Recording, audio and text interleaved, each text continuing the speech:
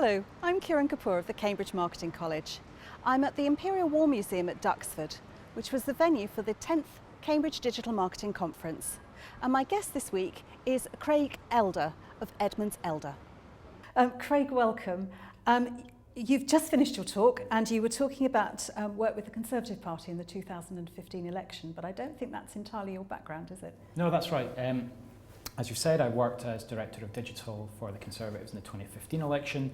Indeed, I was also part of the team that ran the Conservatives digital campaign in 2010. But in between those two elections, I worked in traditional marketing and communications with a range of different commercial entities, brands and companies. So there's a real breadth of experience that goes into our company. Now, I know you described the 2015 election as, and what is it, the first digital election, but you were doing digital in the 2010 election as well. So why is the 15 one the first real digital election? Great question. It's very interesting in the presentation that we gave in there to look back at 2010 and see the breadth of different voices, you know, the BBC, the Guardian, trade press like Media Week, and most of the political press as well, describing the 2010 election as the first digital election. If you think about what preceded it, the Obama election of 2008 had just happened, and we'd seen a lot of very interesting things happening there. Similarly, Facebook and Twitter, both really pretty established by the time the 2010 election rolled round. There was a lot of commentators looking at that election, and I guess in a lot of ways looking for interesting things to say about that election.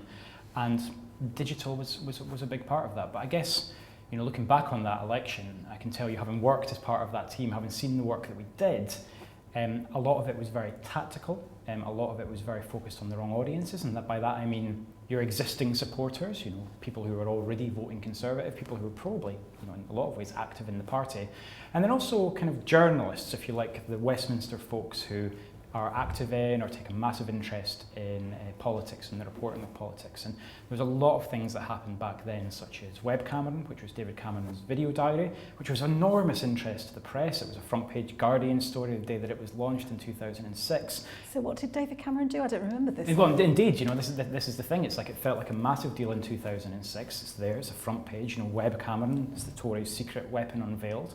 And it was a video diary. So David Cameron was essentially, if you like, cutting past the intermediary of the mainstream press to talk directly to voters about him, because he was relatively new. People didn't know a lot about him. He'd been leader for less than a year.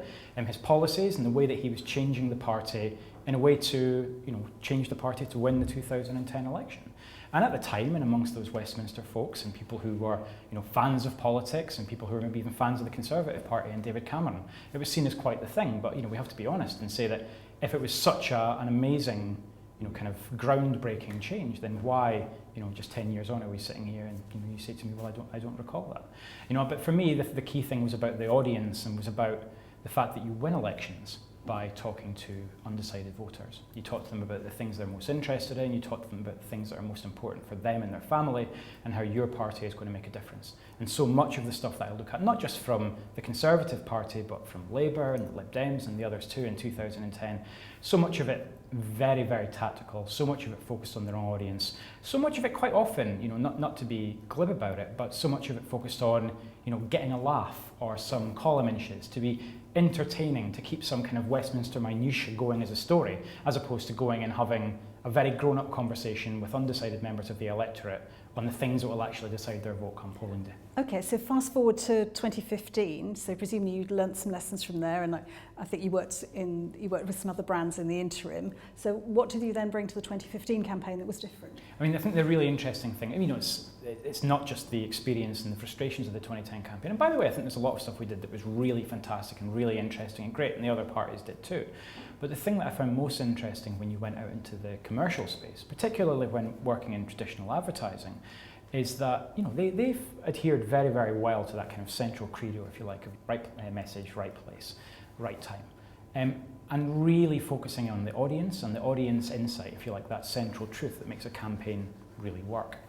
And I really immediately recognised how much of that was missing in the 2010 campaign, and obviously enormously enjoyed working with commercial brands and, you know, putting into place that kind of that planning process and that rigour, that focus on results and that focus on audience and targeting.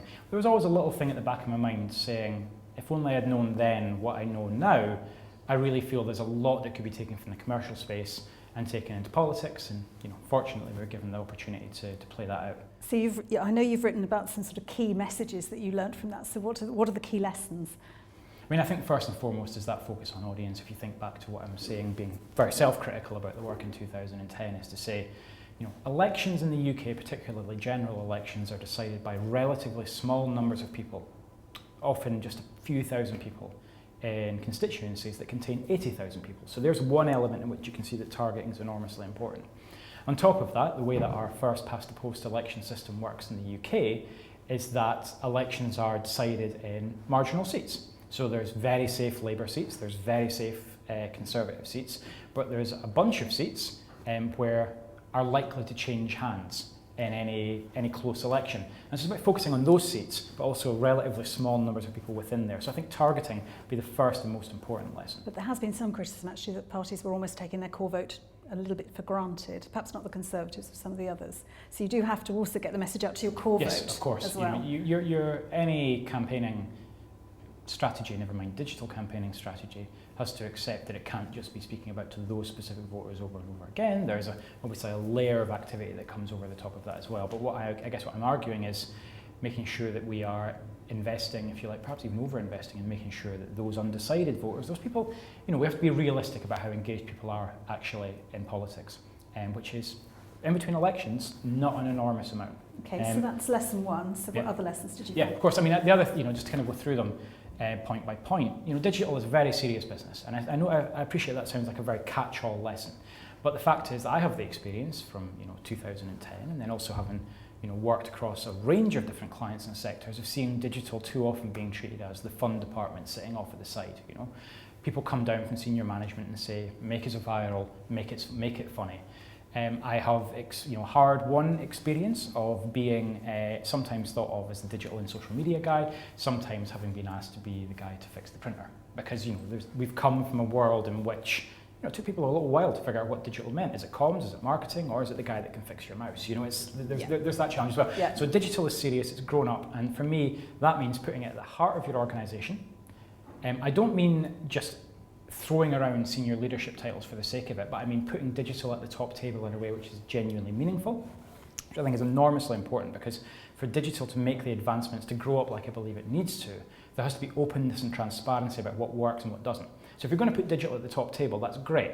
That doesn't just mean more of a voice around the decision-making table. It doesn't just mean that you can make more hires. It doesn't just mean that you've got more budget. It means that you've got to be incredibly open and transparent with other members of the senior leadership team about what you're doing, and finding out how you can collaborate across that senior leadership team as well to put digital at the heart of that organisation. And one of your messages, I know, is making certain you don't get too caught up with numbers, but also that you test and test. Yes, that's exactly right. I mean, I think in a lot of ways, digital is its greatest strength is its greatest weakness, which is it's what sometimes feels like an infinite amount of numbers through which you can judge any particular campaign. I think, I guess I speak quite a bit about maybe a slight immaturity still in digital marketing. Maybe a need to grow up, if you like.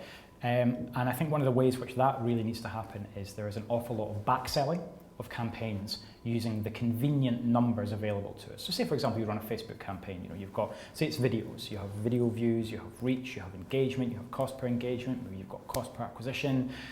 Pick the number that looks good and go and tell your board. And quite often the board will be going, well, I don't know what any of those are anyway. But it sounds big, right? It sounds good and it looks like it's going upwards. I mean, who's not going to like, that video got 2 million views. Is that good? Is that bad? It's good. Don't worry, it's good. Yeah. I think there's a lot of growing up to be done there to really focus on what is it our business actually does, what is the thing we're actually trying to drive, and is the activity that we've got involved with, at whatever point in the marketing funnel that activity is taking place, has it actually contributed to our overall objective? My thing would be, if it's not, then why are we doing it? And you have a great quote about better to reach 5 people with the right message than reaching 500 people with the wrong one, or one that's not useful to them. Yep. So that's presumably part of testing out and being very open about how good it is. Absolutely. I mean, I think one of the things that we very passionately believe in is, as much as possible, getting your team and your organisation really at the coalface of digital marketing. And by that, I mean sometimes cutting past media buying, for example, and really seeing the results in real time. Because frankly, if a campaign's going to bomb, sometimes you know that same day. And it's not bad to fail. It's only bad to go on failing. So if you can see at the end of that day or at the end of that week things aren't working with that particular campaign, but something else is going really well, then you can start to think, well, maybe I move budget from there over to here, because I know that this funnel is delivering really, really well, and therefore I'm going to get more results by moving and being quite fleet of foot in that manner. But I think, you know, the point that you bring up there to me is enormously important, which is it's about targeting and it's about segmentation. It's about making sure that you've really thought about the audience that you're targeting, and it's about resisting that temptation of taking one piece of content and trying to push it to everyone, because there will be elements within that which don't work for certain audiences, make them maybe slightly less receptive. And there'll be some areas, whether it's around kind of, you know, gender or age, whether you're employed, whether you're not, the sort of job that you do, where just by tweaking our message slightly, and for the Conservatives, it was around the economy, the importance of a growing economy, the importance of sticking with the plan that's working. But there are many, many different ways to bring that to life. Indeed, we were running 350 concurrent campaigns by the end of the election. And the reason that was important was because, again, bringing it back to what you've just said to me, is that, you know, reaching those 5 people with the right message is as, if not more important, than reaching a wider audience, if that wider audience is going to contain some folks that are not going to be as receptive or are going to be turned off by it. That's great. Craig Elder of Edmonds Elder, thank you very much indeed. Thank you.